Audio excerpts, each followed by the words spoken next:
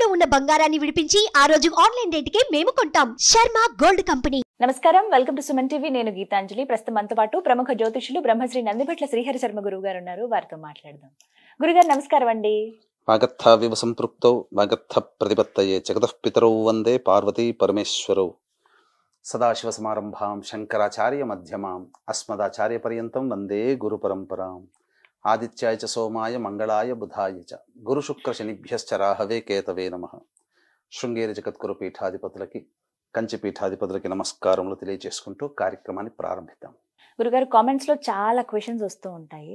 నందిబెట్ల గారు చాలా doubts clear చేస్తున్నారు. వారు చెప్పిన వీడియోస్ అన్ని మేము ఫాలో అవుతున్నాము. అయితే ఒకటి మాకు ఎప్పుడు సందేహంగా ఉంది అని చెప్పి ఇలా కొన్ని వందల మెసేజ్లు వచ్చి ఉంటాయి. అందులో ఏంటి అంటే, ఏ పని చేసినా ఇంట్లో అవ్వదు, ఎన్నిసార్లు ఎన్ని ప్రయత్నాలు చేసినా ఏదో ఒక రకంగా వైఫల్యం. అది ఉద్యోగం విషయంలో అయినా, కళ్యాణం విషయంలో అయినా, సంతానం కానీ ఎదుగుదల అనేది ఆగిపోతుంది. 100కి 70% మంది ఈ ప్రాబ్లం ఫేస్ చేస్తున్నారని. అంటే ఇదేమైనా దోషమా, అసలు ఏం చేయాలి, వీటికి ఎందుకు ఇలా ఇన్ని ప్రాబ్లమ్స్ ఫేస్ చేస్తున్నాం?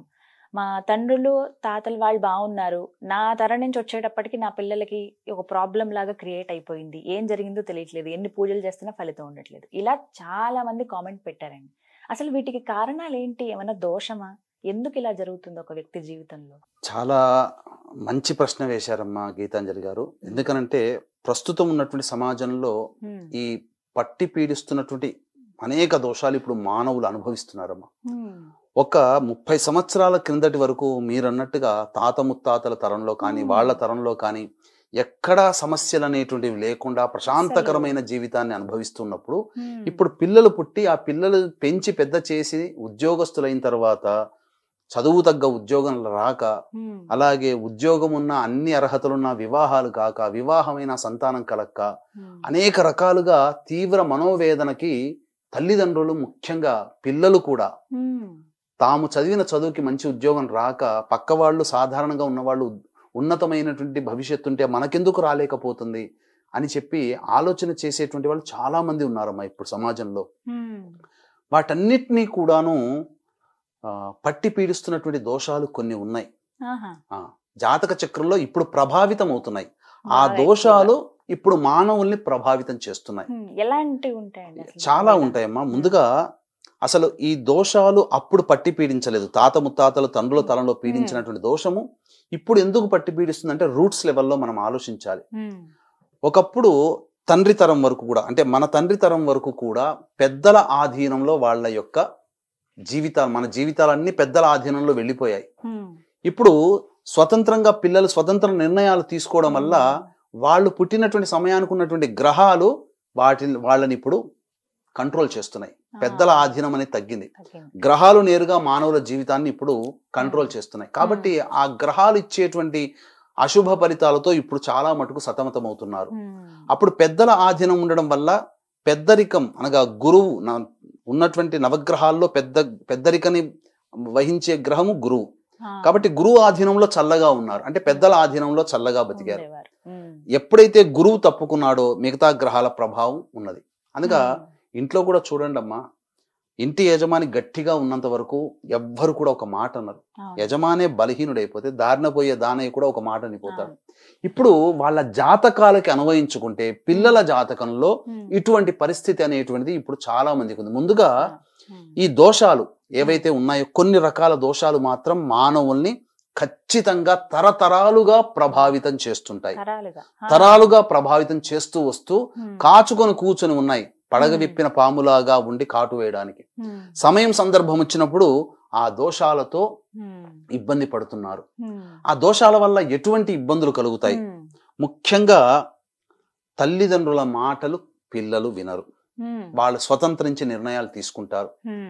అలాగే ఆ దోషాలు ఉన్నటువంటి, ఇప్పుడు ఆ దోషాలు ఏంటనేటువంటివి కార్యక్రమంలో మనం చెప్పుకుందాం. ఇది కారణం. ముందుగా అసలు సమస్యలకి ఎందుకు సమస్యలు, ఆ సమస్యలు ఏంటి అనేటువంటిది మనం విషయం తెలుసుకుంటే, ఆ సమస్యలకు గల కారణాన్ని తెలుసుకొని ఆ సమస్యలని దీన్ని నెగిటివ్ గా ఎక్స్ప్లాయిట్ చేసుకుంటూ భయభ్రాంతులకు గురి చేసేటువంటి వాళ్ళు ఎలా ఉన్నారు అనేటువంటి విషయాన్ని కూలంకషంగా మనం చర్చించుకుని ఎక్కడ ఈ సమస్యలకు ఎక్కడ పరిష్కారం ఏ విధంగా చేసుకోవాలి, ఈ పరిష్కారం చేసుకున్న తర్వాత వాళ్ళ కుటుంబంలో ఎటువంటి పరిస్థితులు ఏర్పడుతున్నాయి కొత్తగా, మంచి పరిస్థితులు అనే విషయాల్ని క్లుప్తంగా మనం ఈ కార్యక్రమంలో చేసుకుందాం. వీక్షించేటువంటి ప్రేక్షకులకు కూడా ఇది చాలా ముఖ్యమైనటువంటి వీడియో. ఈ యొక్క వీడియోలో ఇచ్చే ప్రతి సమాచారము, ప్రతి లక్షణము కూడా మీ కుటుంబంలో ఒక సభ్యుడిగా నా మాట మీ కుటుంబంలో ఉంటుంది. అది ఒక సభ్యుడిగా నా మాట ఉంటుంది, నమ్మండి.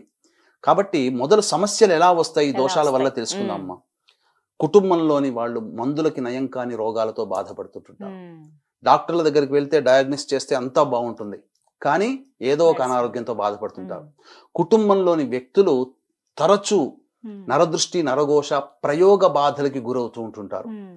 ఇక ఈ యొక్క చెప్పబడేటువంటి దోషాలు ఉన్నటువంటి కుటుంబాలలో ఆడపిల్లలు మాత్రమే సంతానంగా ఉంటారు, మగ సంతానం ఉండదు. ఉదాహరణకి 2 అమ్మాయిలు ఒక కొడుకున్నారు అనుకోండి, కానీ కాలక్రమేణా ఈ దోష ప్రభావం వలన కొడుకు అర్ధాంతరంగా తనువు చాలించాల్సి వస్తుంది. అప్పుడు మిగిలింది ఎవరు? 2 ఆడపిల్ల లేదా ఒక ఆడపిల్లే కదా. ఇక్కడ ఆడపిల్లల్ని తక్కువగా చేయడం కాదమ్మా. తల్లిదండ్రుల గురించి పట్టించుకునే వాళ్ళు 70% మంది ఆడపిల్లలే. అమ్మ తిన్నావా, నాన్న తిన్నావా, ఏం చేస్తున్నావు, ఫోన్ ఎత్తకపోతే ఎందుకు ఎత్తలేదు నాన్న, కొడుకు అడిగేటువంటి స్థితి ఇప్పుడు లేదు.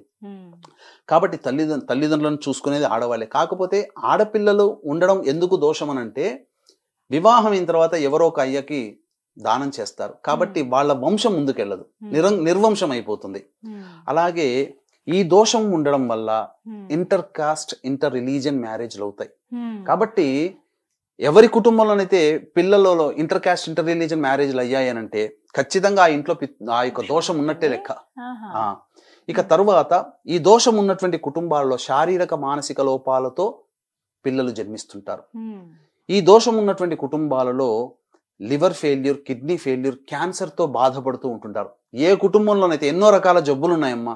ఈ 3 రకాలైనటువంటి జబ్బులకే ఎందుకు చెప్పబడి ఉంది అనగా, మంచాన పడి సంవత్సరాల తరబడి రోగగ్రస్తులైనటువంటి కుటుంబాలలో లివర్ ఫెయిల్యూర్, కిడ్నీ ఫెయిల్యూర్, క్యాన్సర్తో చనిపోయినా, ఈ 3 వ్యాధులతో సమస్యలతో బాధపడుతూ ఎవరైనా ఉన్నా వాళ్ళకి ఖచ్చితంగా ఆ దోషం ఉన్నట్టే లెక్క.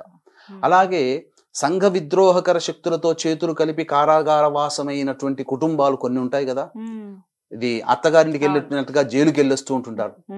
అటువంటి పిల్లలు ఉన్నటువంటి కుటుంబాలలో కూడా ఈ యొక్క దోషం అనేటువంటిది ఉంటుంది.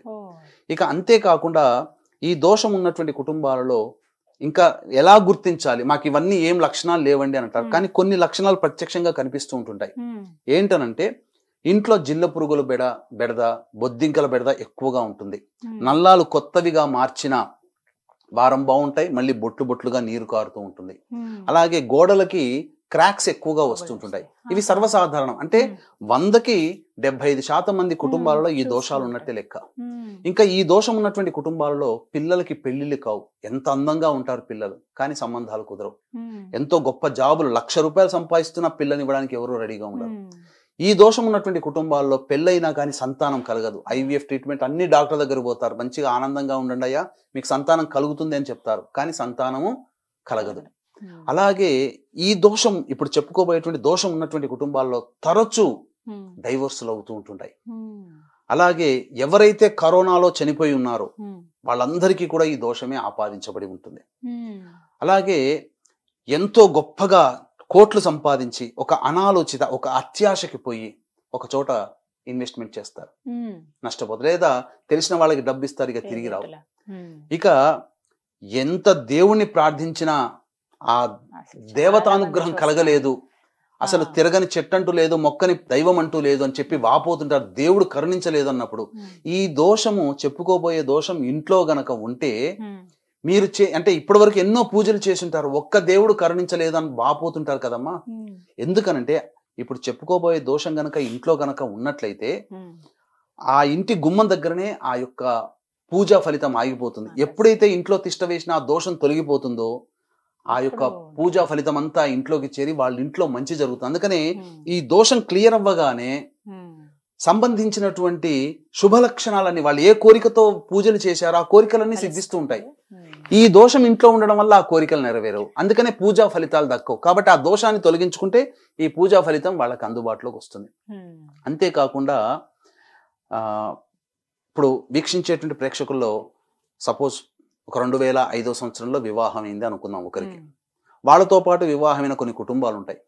కొన్ని కుటుంబాలు మాత్రం బాగా మంచి ఉచ్చ స్థితిలోకి వెళ్ళిపోతారు, మంచిగా సెటిల్ అయిపోతారు. కొన్ని కుటుంబాలు ఎక్కడ వేసిన గొంగడ అక్కడే ఉంటుంది.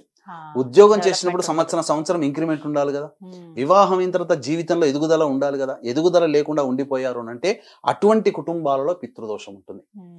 అలాగే ఇక ఏ జన్మల్లో ఏ పాపం చేసామో ఆ నరకం అనుభవిస్తున్నాము, అసలు బొదుగుదల లేదు అని చెప్పి బాధపడుతూ వేదన పడుతూ గురి అవుతుంటుంటారు కదా, అటువంటి వాళ్ళల్లో ఈ యొక్క దోషం ఉంటుంది.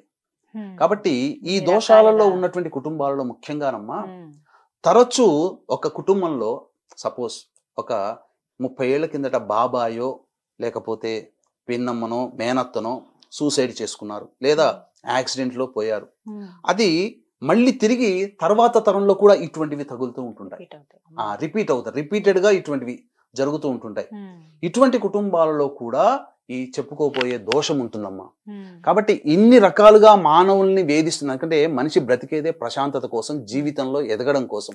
అటువంటి ప్రశాంతత కానీ ఎదుగుదల కానీ లేని కుటుంబాల్లో ఖచ్చితంగా ఇప్పుడు మనం చర్చించుకోబోయే దోషం ఉంటుంది. కాబట్టి ఆ దోష పరిహారం అనేటువంటిది ఖచ్చితంగా చేసుకోవాలి జీవితంలో ఒక్కసారైనా. కానీ ఇంత ప్రభావం చూపిస్తున్నటువంటి ఆ దోషం ఏంటి గురువుగారు? మానవుడి యొక్క జాతక చక్రాన్ని పరిశీలన చేసినప్పుడు మానవుడు సమస్యలతో బాధపడుతున్నాడంటే 5 రకాలైనటువంటి దోషములు లేదా 5 రకాల శాపములు. ముఖ్యంగా పితృదోషము, స్త్రీ శాపము, గురు శాపము, సర్పశాపము, 5వది దైవ శాపము. ఈ 5 రకాలైనటువంటి శాపములతో మానవుడు జన్మించినప్పుడు ఈ యొక్క శాప ప్రభావాల వలన మానవుడు సమస్యలు ఎదుర్కొంటాడు. ఈ సమస్యలకన్నిటికీ కూడా పరిష్కార మార్గాలు కూడా ఉన్నాయి. ఆ పరిష్కార మార్గాలు చేసుకోవాలి. ఎందుకంటే లాక్ వేషం, కీ దొరకట్లేదు, కానీ కీ ఇదే. మన జీవితంలో లాక్ చేయబడింది. మనకు చదువుకోవడం వరకు గొప్పగా చదువుతుంటుంటారు, ఉద్యోగం రాక సతమతమవుతున్నట్టే ఉద్యోగం దగ్గర లాక్ వేయబడింది మన జీవితం. కాబట్టి అన్లాక్ చేసామంటే ఉద్యోగము, వివాహము, సంతానము, ఇలా ఎంతో మంది పొందిన వాళ్ళు ఉన్నారమ్మా. అసలు మీరు ఇవన్నీ ఎలా రీసెర్చ్ చేశారు గురుగారు?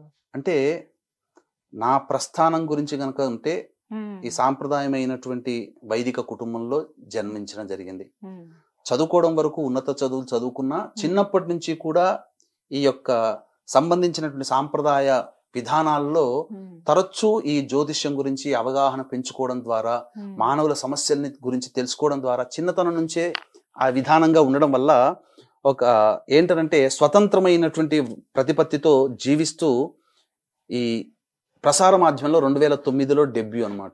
తదనంతరం అనేకమైనటువంటి శాటిలైట్ ఛానల్స్లలో అలాగే ఈ ప్రసార మాధ్యమాల్లో చెప్పడం జరిగింది. అయితే నా దగ్గరకు వచ్చి అపాయింట్మెంట్ తీసుకున్నటువంటి వ్యక్తులకు ఏంటంటే మనకు తెలిసినటువంటిది వేద మార్గమే, శాస్త్రీయ మార్గం ద్వారా గ్రహములు, తదనంతర జపాలు, తర్పణాలు, హోమాది కార్యక్రమాలు, పాశుపత ప్రయోగాలు ఇవన్నీ దగ్గరుండి చేయించడం జరిగింది. అయితే నాకు రివ్యూ చేసుకోవడం అనేటువంటిది బాగా అలవాటమ్మా. అంటే ఒక వ్యక్తి మన దగ్గరికి వచ్చినప్పుడు, సమస్యతో వచ్చినప్పుడు ఆ సమస్యకి పరిష్కారం జాతకంలో తెలుస్తుంది. అనారోగ్యం వచ్చినప్పుడు డాక్టర్ దగ్గర ఎలా అయితే నివారణ అవుతుందో సమస్యలకి పరిష్కారం మన జాతకంలోనే తెలుస్తుందమ్మా. దీనికి సంబంధించి ఈ పరిహార మార్గాల ద్వారా కొన్ని జపతర్పణ హోమాది కార్యక్రమాలు చేసినప్పుడు కొంతమందికి ఆ పరిహారాలు లభించడం ద్వారా వాళ్ళు విముక్తి పొందారు. కానీ కొంతమంది మాత్రం అలాగే ఇబ్బందులు పడుతూ ఉన్నారు. ఎందుకు? మనం చేసినటువంటి పూజా విధానంలో ఏమైనా లోపం ఉందా? ఎందుకంటే లోపం ఉంటే సరి చేసుకోవాలి. తెలియకుండా తెలిసి చేసినా తెలియక చేసినా, తెలిసి చెయ్యకూడదు. తెలియకుండా జరిగితే ఏమైనా లోపం ఉందని మొత్తం రెక్టిఫై చేసుకుంటే ఎక్కడా లోపం కనబడలేదు, కరెక్ట్ గానే చేయించామే, అయినా ఎందుకు బాధపడుతున్నారు అంటే మనకు తెలియంది ఇంకా జాతకంలో ఏదో ఉంది, జాతక రహస్యం. కాబట్టి దీన్ని ఎవరి దగ్గర తెలుసుకోవాలనుకున్నప్పుడు 2013వ సంవత్సరంలో ఇప్పుడు శివలింక శర్మ గారిని ఆస్ట్రాలజీ మార్నింగ్ టైంలో వచ్చి చెప్పేవారు. ఆయన చాలా పెద్ద వయసు. తర్వాత ఆయన కొంతకాలానికి ఈ పుష్పగిరి పీఠం స్వామీజీ ద్వారా ఈ సన్యాస దీక్ష తీసుకొని తదనంతరం ఈ మధ్య కాలంలో 1 సంవత్సరం క్రిందట సిద్ధి పొందడం జరిగింది. ఒక డిబేట్లో భాగంగా పిలిచారు, నేను వెళ్తున్నా నాతో పాటు రావయ్య అన్నప్పుడు వెళ్ళాను. ఆ డిబేట్లో పాల్గొన్నప్పుడు నా మనసులో ఉన్నటువంటి ఆలోచన, నాకు తెలియని జ్ఞానం వీరి దగ్గర ఉందేమో తెలుసుకోవాలనే ఉద్దేశంతో వారిని అడగడం జరిగింది. ఏది మరి జాతకం ఏదైనా ఉందా, దాన్ని పరిశీలిద్దామంటే అందుబాటులో ఉన్న వ్యక్తి జాతకం చూపించి నేను చూపించాను. చూపిస్తే ఇతని జాతకంలో పలానా దోషాలని, ఈ దోషాలు ఉండడం వల్ల అంటే ఈ దోషం ఏంటండి అని అంటే సవివరంగా తెలియజేశాడు. తెలియజేసిన తర్వాత దాని మీద ఇంకా రీసెర్చ్ చేయడం మొదలుపెట్టి అనేక మాధ్యమాల ద్వారా అనేక మందిని కలిసి ఇది ఏంటి అసలు ఇట్లా అని చెప్పేసేసని సకల దోషాలకి ఇది అని చెప్పి అప్పట్లో ఇది మహా ఉత్కృష్టమైనటువంటి దోషం అమ్మ. దీన్ని మనం చేయించాలి అని అంటే మన దగ్గర ఎక్కువగా సామర్థ్యం ఉండాలి. కాబట్టి దీన్ని మన ఈ తెలుగు ప్రాంతంలో సామర్థ్యంగా చేయించే వాళ్ళు తక్కువ మంది ఉన్నారు. కాబట్టి ఎక్కడ చేస్తారో తెలుసుకొని మన తెలంగాణ ప్రాంతం వల్ల అయితే నాసిక్లోకి వెళ్ళండి అని చెప్పి, ఆంధ్ర ప్రాంతం వల్ల అయితే గోకర్ణానికి వెళ్ళండి అని చెప్పి చెప్పడం జరిగింది. అలా చేయించమని వెళ్ళిన వాళ్ళందరూ మళ్ళీ తిరిగి రావడం, మళ్ళీ అపాయింట్మెంట్స్ తీసుకున్నప్పుడు ఏమైందండి మీరు చేయించుకున్నారు ఎలా ఉంది అని అంటే అక్కడ కొన్ని మైనస్లు చెప్పారు. ఎందుకంటే పాజిటివ్ గురించి మనం కావాల్సింది ఎప్పుడు మైనసే కావాలి. ఎందుకంటే మైనస్ ని ప్లస్ చేసుకుంటేనే జీవితం. కాబట్టి ఆ మైనస్లు చెప్పిన దాంట్లో వాళ్ళు మేము మెకానికల్ గా చేస్తున్నాం, పక్క వాళ్ళు ఏదో చేస్తున్నారు చెప్తున్నాము. ఇంకా చెప్పాలంటే భాషా ప్రాబ్లం వాళ్ళకి. అందుకని తెలుగు వాళ్ళకి అర్థం కాదు, హిందీలో కానీ కన్నడలో కానీ మాట్లాడుతున్నారు, మన వాళ్ళకి అర్థం కాదు. పైగా ఒక మెకానికల్ గా చేశాం తప్ప మేము అనుభవిస్తూ చేయలేదు ఈ పూజా కార్యక్రమం అని చెప్పడం జరిగింది. ఇంకా బాగా నేను అబ్జర్వ్ చేసి తెలిసింది ఏంటంటే నాసిక్ త్రయంబకేశ్వరంలో ఈ తాంత్రిక విధానంతో చేస్తారంటే బొమ్మని పిండితో బొమ్మని చేసి దానికి శవదహన సంస్కారం, అది తాంత్రిక పద్ధతి. కాబట్టి ఇప్పటికీ కూడా చాలా మంది నాసిక్లో చేయించుకున్న వాళ్ళకి పరిహారాలు రాకపోగా ఇంకా నెగిటివ్ ఇన్ఫ్లుయెన్స్ లో పడిపోయారు వాళ్ళు. అందుకని నెగిటివ్ అనేటువంటిది జరిగింది. తద్వారా ఇంకా పాజిటివ్ ఎలా అని ఆలోచన చేస్తున్నప్పుడు చాలా మంది అనడం జరిగింది, ఇన్ని చెప్తున్న మీరే ఎందుకు చేయించకూడదు ఇవన్నీ అంటే, నాయనా ఇది సాధారణమైనది కాదు, మిగతా పూజ విషయంలోనైనా కానీ ఆఖరణ పూజ విషయంలో ఏం చెప్తాం, మంత్రహీనం క్రియాహీనం భక్తిహీనం పరమేశ్వర, ఆ యొక్క దోషంలో ఏం దోషం చేసినా నన్ను రక్షించు స్వామి అని. కానీ పితృదేవతల కార్యక్రమాలకు సంబంధించి చేసేటువంటి ఈ పితృదోషాలకు సంబంధించి చేసే దాంట్లో మనము ఏ తప్పు చేసినా, తెలియక చేసినా తెలిసి చేసినా తప్పే, అది మనల్ని పీడిస్తుంది అని చెప్పి ఎవరు చేస్తారనుకున్నప్పుడు నేనే స్వయంగా గోకర్ణ క్షేత్రానికి వెళ్ళి ఎక్కడ చేస్తున్నారు ఎలా దాదాపు 600 కుటుంబాలు చేయించేటి ఉన్నాయమ్మా ఈ గోకర్ణం చుట్టుపక్కల. కానీ శాస్త్రీయ ప్రకారంగా చేయించేటువంటి వాళ్ళని మనం పట్టుకొని తద్వారా ఈ సంబంధించినటువంటిది 2015 నుంచి ఇవన్నీ చేయిస్తూ వస్తూ ఉన్నాం, ఈ శాస్త్రీయ పరంగా చేయిస్తూ వస్తున్నాం. కాబట్టి ఇప్పటికీ కూడా ఎంతో మంది ఈ దోష నివారణ జరిగిన తర్వాత చాలా మందికి మంచి జరిగినటువంటి సంఘటనలు ఉన్నాయి. అంటే గత దశాబ్ద కాలంగా చేయిస్తున్నాం, పుష్కర కాలం పైగా ఈ పితృదోషాలకు సంబంధించినటువంటి వాటిలో రీసెర్చ్ చేసి ఉన్నాం. కాకపోతే ఇప్పుడు ఏంటనంటే ఈ నకిలీ అనేటువంటిది రావడం ద్వారా చాలా మంది ఇబ్బందుల పాలవుతున్నారమ్మా, అది చెప్పవచ్చు. గురుగారు, అసలు ఈ పితృదోష పూజలు ఏవైతే ఉన్నాయి ఇప్పటి వరకు చెప్పిన ఈ ప్రాబ్లమ్స్ అన్ని కూడా పితృదోషం వల్ల వస్తాయని చెప్పారు. అయితే కొంతమంది పూజలు చేయించుకోవడానికి సిద్ధపడతారు, మాకు నివారణ అవ్వాలంటే మేము మంచిగా ఉండాలని ఎవరైనా కోరుకుంటారు. కొంతమంది అయితే ఆ ప్రాంతాలకు వెళ్ళిపోతూ ఉంటారు, ఆ ఫోన్లు చేసి అపాయింట్మెంట్ తీసుకుని వెళ్ళి కలుస్తూ ఉంటారు, అక్కడక్కడ పూజలు చేయించుకుని వస్తారు. కానీ ఏది సరైనది కాదనేది గుర్తించడం ఎలా అండి మాకు? అవును, ఈ ప్రాంతంలో మేము పూజ చేసుకుంటే, ఈ బ్రాహ్మణుడి ద్వారా మేము పూజ చేసుకుంటే ఖచ్చితంగా అది నివారణ అవుతుంది, ఈ విధంగానే పూజా పద్ధతి అంటే ఎలా ఏమన్నా ఉన్నాయా? అసలు మీరు అడిగింది కూడా చాలా సమంజసమేనమ్మా. ఎందుకనంటే పాపం మన వాళ్ళు తెలుగు వాళ్ళు తెలియక ఈ దోషం ఉందని చెప్పగానే ఫస్ట్ గూగుల్లో వెతుక్కొని వాళ్ళని కాంటాక్ట్ చేస్తారు. అంటే ముక్కు మొహం తెలవని వాళ్ళు సరిగ్గా చేయించే వాళ్ళ సామర్థ్యం ఉందా అని వెళ్ళిపోతారు. అక్కడ ప్రదేశాలలో ఇప్పుడు గోకర్ణంలో కూడా అనేక విధాలుగా చేయించే వాళ్ళు ఉన్నారు. చాలా మటుకు ఆ పద్ధతుల్లో తేడా ఎలా ఉంటుందంటేనమ్మా, ఇప్పుడు బ్రాహ్మణుడు చక్కగా వెళ్ళాడు అనుకోండి, అమ్మో వీళ్ళకి సబ్జెక్ట్ తెలిసి ఉంటుంది అని చెప్పి సశాస్త్రీయంగా మంత్రపూర్వకంగా చేయిస్తారు. బ్రాహ్మణి కాని అన్యులు ఉంటారు కదమ్మా, ఇతర కులస్తులు వెళ్ళినప్పుడు ఏమవుతుందంటే పురాణోక్తంగా చేయిస్తారు, మంత్రం ఉండదు అక్కడ, క్రియ మాత్రమే చేయిస్తారు. పైగా ఇప్పుడు ఏంటనంటే చాలా చోట్ల దీన్ని ఒక రకంగా చెప్పాలనంటే కమర్షియల్ యాక్టివిటీలోకి తీసుకొచ్చారమ్మా. ఒకప్పుడు ఎంతో హుందాగా, ఒక బాధ్యతగా, ఒక నిజాయితీగా చేయించుకుంటూ వచ్చాం. కానీ ఇప్పుడు ఏమైపోయిందంటే దీని గురించి విపరీతమైనటువంటి ప్రచారాన్ని కల్పించడం ద్వారా ఈ దోషమే అన్ని రకాలైనటువంటి ఇబ్బందులకి కారణమని ఒక ప్రచారం చేయడం ద్వారా ఏమైపోయిందంటే ఒక మాయాతత్వముతో కూడుకున్నటువంటి విధానంలోకి వచ్చేసేసింది. ఎలా చెప్తున్నారు అంటే ఇప్పుడు ఎలా ఉంటుందనంటే, ఎలాగా ఈ యొక్క దోషానికి గురవుతున్నట్టే ఆఖరికి ఉన్నవే 27 నక్షత్రాలమ్మా. ఈ 27 నక్షత్రాలలో 19 నక్షత్రాలలో జన్మించిన వాళ్ళు పితృదోషానికి గురైన వాళ్ళని చెప్పి ఆ కమర్షియల్ గా వాళ్ళని అట్రాక్ట్ చేసుకుంటున్నారు. పైగా చెప్పాలి అని అంటే మీకు ఈ దోషం తొలగిపోవాలంటే ఈ వీడియో మీరు చూసి ఉండాలి. ఈ వీడియో గనక చూశారంటేనే మీకు పితృదోషం ఉంది, నన్ను చూశారంటేనే పితృదోషం ఉంది, నాతో కాంటాక్ట్ చేసి నాతో ఫోన్ లో మాట్లాడారు అంటేనే మీకు పితృదోషం ఉన్నట్టు లెక్క. మీ ఇంట్లో మీకు పితృదోషం ఉంటే పితృదోషం ఉన్నటువంటి వాళ్ళే మీ యొక్క కుటుంబంలో పిల్లలుగా పుడతారు.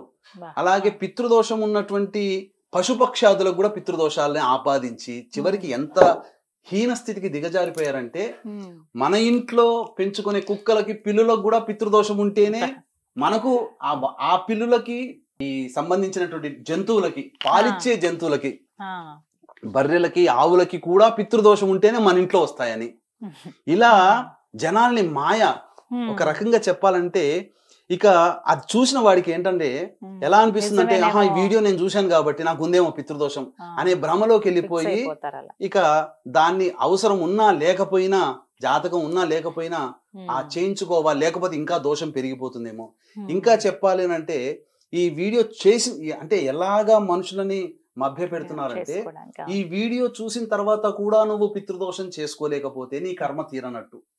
ఎప్పుడు ఈ దోషం తొలగించుకుంటావో అప్పుడు నీ కర్మ అంటే నీ కర్మ తీరే మార్గం ఉంది కాబట్టి నా వీడియో చేసావు, మా వీడియోలు చూసావు అనేటట్టుగా దిగజారిపోయి దీన్ని కమర్షియల్ గా చేయడం జరుగుతుందమ్మా. ఇప్పుడు ఉన్నటువంటి ఇప్పుడు ఎవరైనా గోకర్ణానికి ఫోన్ చేశారనుకోండి అలాగే చెప్తున్నారు ఇప్పుడు అట్లా. ఆ విధంగా ఇంకా తెలుసుకోవాలంటే ఇప్పుడు ఏదైతే ఇట్లాంటి మాయ మాటలు చెప్పి జనాల్ని అట్రాక్ట్ చేసి తీసుకుపోయి చేయిస్తున్నారో అక్కడ చేసేటువంటి ఏంటంటే ఒక బ్రాహ్మణుడు అక్కడ విధానం ఉందమ్మా. ఒక బ్రాహ్మణుడు చేయించేవాడు ఉంటాడు. తర్వాత పంచసూక్త పారాయణానికి సూక్త పారాయణం చెయ్యాలి అక్కడ ఈ పితృదోషం తొలగిపోవడానికి.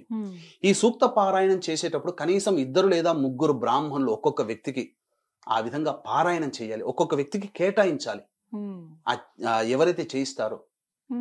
తర్వాత తిలహోమం అని ఉంటుంది. ఈ 5 రకాల శాపాల నివృత్తికి తిలహోమం ఉంటుంది. ఈ తిలహోమంలో ఒక బ్రాహ్మణుడు మరియు 4 బ్రాహ్మలు యజమానితో పాటు 5 ఆ హోమగుండం దగ్గర ఉంటారు. ఇప్పుడు ఏమైపోయింది, దీన్ని తూతూ మంత్రంగా చేస్తూ అతి తక్కువగా చేయించుకుంటూ ఒక బ్రాహ్మడే చేయిస్తాడు, హోమం కూడా ఒక బ్రాహ్మడే చేయిస్తున్నాడు. ఇలా జరిగిపోయి వాళ్ళు మోసపోతున్నారు. వీళ్ళకెవరికి తెలియదు.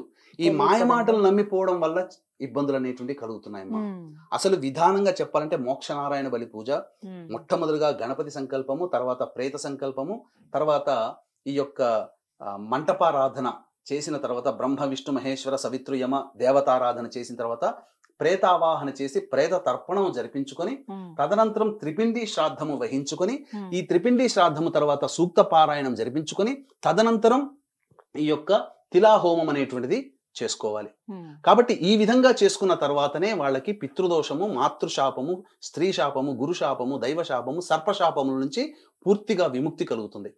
కాబట్టి ఇటువంటివన్నీ కూడా మన పీఠమాధుర్యంలో ప్రతి నెల చక్కగా చేస్తున్నారు. ఈ కార్తీక మాసంలో ఆఖరి సోమవారం రోజున 25వ తారీఖు రోజున చక్కగా సశాస్త్రీయంగా చేయిస్తున్నాం. కాబట్టి ఇంకా చెప్పాలి అంటే ఇప్పుడు నాసిక్లోకి వెళ్ళారనుకోండి, ఎక్కడ ప్రదేశం ఫ్రీ కనబడితే అక్కడ మంటపారాధన పెట్టి చేయించేసేస్తారు. గోకర్ణంలో కూడా అట్లా. అంటే తీసుకుపోయేటప్పుడు చెప్పేటప్పుడేమో అద్భుతంగా చెప్తున్నారు, అక్కడికి వచ్చేసరికి వాళ్ళకి ఒక చెప్పాలని అంటే వాళ్ళని ఒక ఇన్కమ్ జనరేటర్ గానే చూస్తున్నారు. భక్తులని మాయ మాటలతో అట్రాక్ట్ చేసి ఇన్కమ్ జనరేటర్ గా వాళ్ళని చూస్తూ ఇక్కడ మనం ఇప్పుడు మన విధానంలో అనుకోండి అమ్మా, పొద్దున 8 కార్యక్రమం ప్రారంభమైతే అల్పాహారము భోజనం కూడా చేయకుండా సాయంత్రం 5 వరకు ఈ కార్యక్రమాలు జరుగుతుంటాయి. అప్పటి వరకు నేను అక్కడ ఉంటాను. కాబట్టి ఒక రోజు పడుతుందమ్మా అక్కడ, అప్పటి వరకు ఉంటాను. కానీ సోకాల్డ్ పర్సన్స్ ఏంటంటే షో పుటప్ గా కార్యక్రమం ప్రారంభంకి వస్తారు, అట్లా అందరికి ఒకసారి హాయ్ బాయ్ చెప్తారు, మళ్ళీ ఎండింగ్ అయ్యేటప్పుడు మళ్ళీ రిసీవ్ చేసుకుంటారు. సో ఈ విధమైనటువంటి విధానం అనేటువంటిది ఉంటుందో ప్రజలకి తెలియట్లేదు, మోసపోతున్నారు. ఈ మోసాన్ని గుర్తించకుండా మాయ మాటలకి లొంగిపోయి చేసుకోవడం ద్వారా అసలు పితృదోషం అనేటువంటిది కావట్లేదు. అందుకనే సశాస్త్రీయంగా పరిహారాలు ఉంటాయండి. ఆ పూజ మాత్రమే పరిహారము. వీటితో పాటుగా తదనంతరం కూడా కొన్ని నియమాలు పాటించాలమ్మా.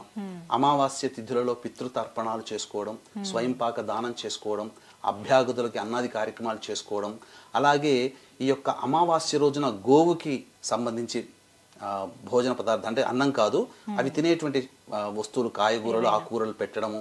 అలాగే మర్రి చెట్టుకి ఎప్పుడు కూడా ఈ సంబంధించిన సూర్యోదయం సమయంలో ఆ మర్రి చెట్టు దగ్గర నీటిని ఒక గ్లాసు రాగి చెంబులో నీటిని ధారపోయడము, రావి చెట్టుని పూజ చేయడము, ఇవన్నీ చేయడం ద్వారా జరుగుతున్నాయి. కాబట్టి ఇవి అనేక పరిహారాలు. ఇప్పుడు మనకు చెప్పుకోవాలంటే మనకు ఈ సంబంధించినటువంటి ఎంతో మంది ఘనాపాటులని, ఎవరిని పెద్ద పెద్ద జ్యోతిష పండితులు కూడా నేను ఈ రోజు పొద్దున అడిగానమ్మా, ఏమండి ఈ చెప్పబడిన 27 నక్షత్రాల్లో 19 నక్షత్రాలు అనేటువంటి చెప్పుకుంటూ వస్తున్నారు బయట. ఈ నక్షత్రాలు పుడితే దోషం అంటే ఇక నక్షత్రంలో జన్మించిన వాడు భయపడిపోవాల్సిందే కదమ్మా. ఇక వాడు లేకున్నా వాడిని ఎలాగైనా మన కంట్రోల్లో తెచ్చుకొని కమర్షియల్ గా మనం వాడుకోవాలనే ఉద్దేశంతోనే చెప్పబడుతుంది తప్ప, అంతేకాకుండా పదే పదే కాల్స్ చేస్తూ ఉంటారు. మీరు కాల్ చేశారు, రండి చేయించుకోండి ఇట్లా అని. అక్కడ తత్వం అనేటువంటిది, అక్కడ తత్వం చాలా నెగిటివ్ లో అయిపోయిందమ్మా. కాబట్టి వీక్షించేటువంటి ప్రేక్షకులు ఇట్లాంటి మాయ మాటలు, నన్ను చూస్తేనో, నా మాట వింటేనో, నాతో మాట్లాడితేనో, నాతో కలిస్తేనే మీకు పితృదోషం ఉంటేనే నా దగ్గరకు వస్తారనే మాటల్ని నమ్మకండి. శశాస్త్రీయంగా, సాంప్రదాయంగా నిజంగా చేయించేటువంటి వ్యక్తుల జోలికి వెళ్ళండి.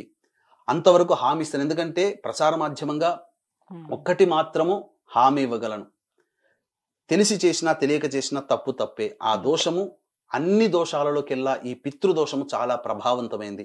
ఈ రోజున డబ్బు కోసము నేను గడ్డి తింటే నా తదనంతరం తర్వాత తరం వాళ్ళు ఇబ్బంది పడాలమ్మా. అటువంటి పని ఎప్పుడూ చెయ్యకూడదు, చెయ్యను కూడా.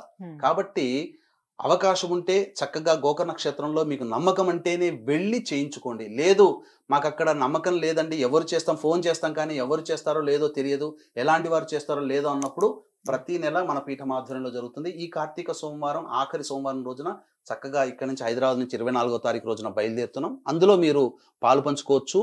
ఒక్క విషయం మాత్రం క్లారిటీ చెప్పగలను, వాళ్ళు అనగా ఈ భక్తులు ఎవరైతే ఉన్నారో వాళ్ళు స్వయంగా ఫోన్ చేసి వెళ్ళినా, మన ద్వారా వెళ్ళినా అంతే ఖర్చు ఉంటుంది. ఖర్చులో ఏమాత్రము తేడా ఉండదు, ఒకే ఖర్చు. వాళ్ళు స్వయంగా వెళ్ళినా అదే ఖర్చు, వాళ్ళు స్వతంత్రంగా ఫోన్ చేసి ఎవరికి వాడితే వాళ్ళకి అక్కడ మాట్లాడుకొని వెళ్ళినా అదే ఖర్చు, మన త్రూ వెళ్ళినా అదే ఖర్చు. కాకపోతే మన త్రూ అయితే నేను దగ్గర ఉంటాను. సశాస్త్రీయంగా అందరినీ ఒకే ఘాట విధంగా మంత్రపూర్వకంగా చేయించడం జరుగుతుందమ్మా. కాబట్టి ఈ దోషాలు గనక, ఈ పితృదోషాలు మీరు అనుభవిస్తున్నటువంటి సకల దోషాలకి, సకల ఇబ్బందులకి కారణం ఈ యొక్క పితృదోష ప్రభావం వల్ల ఉంటుంది. కాబట్టి ఇప్పుడు ఆ పిల్లలు అనుభవిస్తున్నారు. కాబట్టి ఆ యొక్క దోష నివృత్తి జరిగితే చాలా మంది కుటుంబాలలో ఖచ్చితంగా 1 సంవత్సరం లోపల మంచి జరిగిన సంఘటనలు చాలా ఉన్నాయమ్మా. ఇప్పటి వరకు వేల కొలది ఈ యొక్క పితృదోష నివారణ కార్యక్రమాలు 2015వ సంవత్సరం నుంచి చేయిస్తూ వస్తూ ఉన్నాం. కాబట్టి చక్కగా 1 దశాబ్ద కాలంగా జరుగుతున్నటువంటి క్రతువులలో ఇంకా చెప్పాలి అని అంటే, పితృదోషాల పూజలకి బ్రాండ్ అంబాసిడర్ గా నన్నే దేవతలు ఎన్నుకున్నారని చెప్తున్నారమ్మా. అటువంటిది చాలా తప్పది. అంటే ఆ మాయ మాటల్లో ఆ పితృదోషాల నివారణకే నన్ను పుట్టించాడేమో అన్నట్టుగా చెప్పుకుంటూ జనాల్ని అట్రాక్ట్ చేయడం అనేటువంటిది ఇది సహేతుకం కాదు అని తెలియజేస్తూ, ఇటువంటి మోసపూరితమైనటువంటి మాటల్ని ఎవ్వరు కూడా విశ్వసించకుండా ఉండి ధర్మాన్ని, శాస్త్రాన్ని అనుసరిస్తున్న వాళ్ళ ద్వారా చేయించుకుంటే మీకు పితృదేవతలు సంతోషిస్తారు. ఇటువంటి మాయ మాటలు చెప్పేటువంటి వ్యక్తుల ద్వారా వెళ్ళినటువంటి వాళ్ళకి ఆ పితృదేవతల అనుగ్రహం కూడా కలగదని చెప్పవచ్చమ్మా. చక్కగా వివరించారు గురుగారు, ధన్యవాదాలండి. సర్వం శ్రీ ఉమామహేశ్వర పరబ్రహ్మార్పణమస్తు.